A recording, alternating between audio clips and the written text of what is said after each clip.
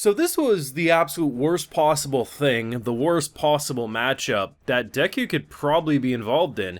And it's weird to think on paper because you're like, okay, this is the guy that was best suited to go against Shigaraki. Why would this crazy yandere be so difficult? But when you think of it, it actually does make sense, especially with what they show you. This is a girl who's so batshit insane that despite wanting to slit this man's throat, it generally, from her point of view, comes from a place of love.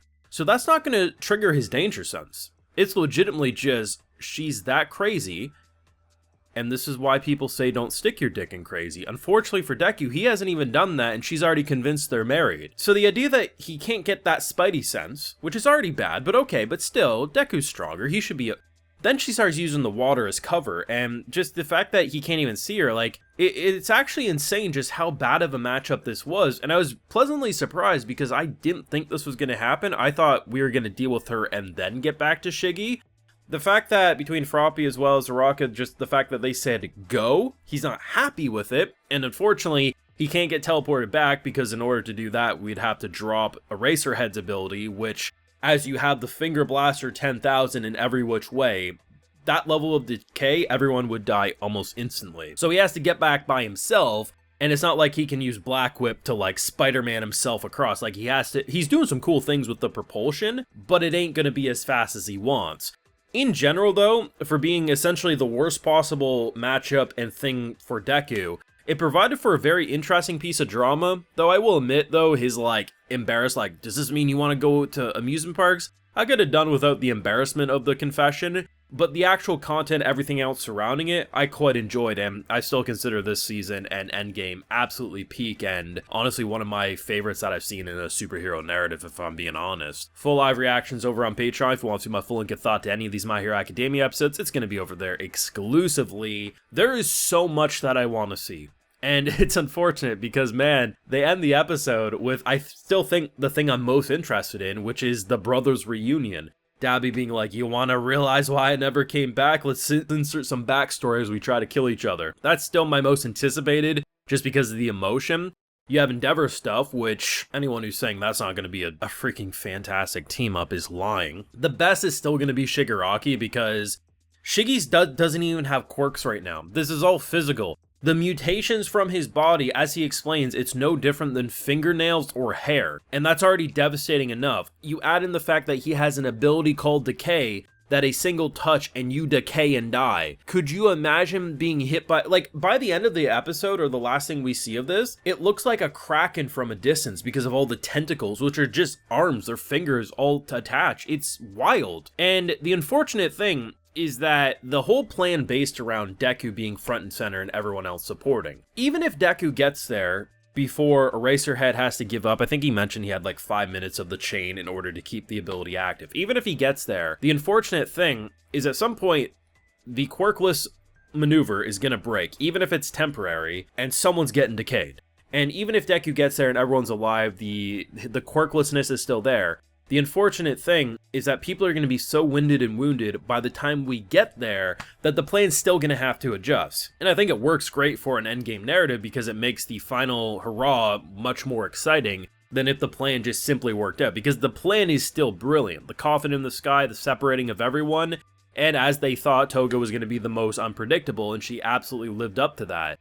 They just underestimated, and honestly, I'm not surprised Deku had no idea this bitch was in love with him, because honestly, from his point of view, not only just because of his age, but because from his point of view, did it actually look like love? No, it just looked like a psychotic woman. Like, there's no other way to put it. But, like, it was just so good, because this season feels like it's firing on all cylinders, and the reason firing on all cylinders works so well is because of all the seasons previous and everything we've done with the villains, the characters, the build-up, the characterization, and the fact that the animation, I really think this is Studio Bones at their best for what they're doing, 100%. I think when you look at last season combined with this, it really feels like, you know, if you rewind to around the season 3 era to like 5, there was a lot of My Hero Academia movies, and I think a lot of people blame those movies for a lot of like episodes or arcs in earlier seasons for being lackluster because obviously the team was more spread thin. And honestly,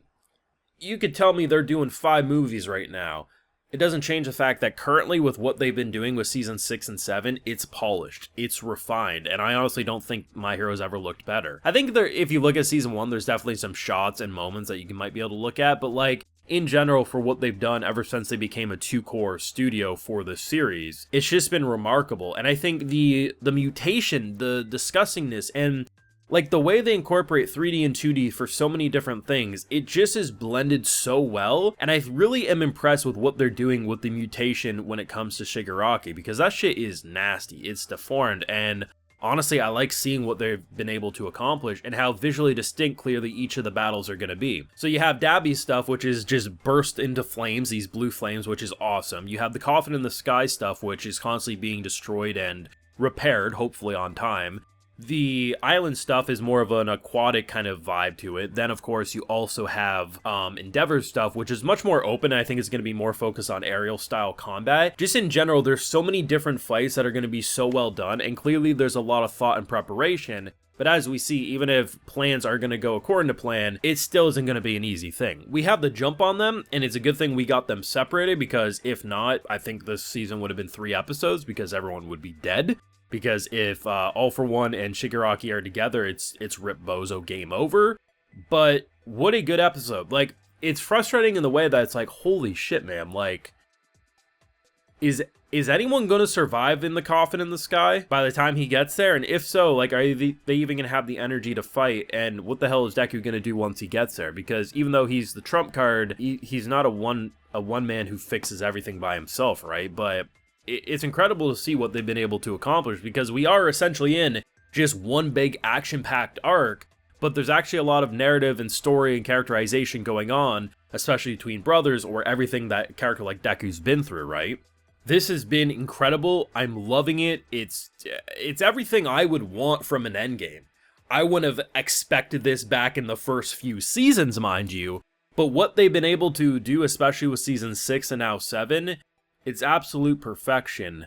Let me know what you thought, because this was absolutely the worst possible matchup for someone who couldn't use his Spidey sense. It's essentially like Venom when he doesn't trigger Peter Parker's Spidey sense, man. It was awesome, but it's a good thing he got the hell out of Dodge. Let me know what you're feeling down below. Be sure to leave a like if you enjoy, subscribe if you're new around here, of course, ring that bell. And like I mentioned, we got those full live reactions over on Patreon, and hey, while you're over there, I'll also give you a video shoutout. So today we got Jamel Scales, Vincent Granville, The Emperor WWE, Francis Mondra, Brendan M. Gibbons, R. Squirrel, Jackson Smith, Jacob Darkfire, Ming Young, and June 96. So I appreciate the support, everyone. Please take care, and y'all have a good one.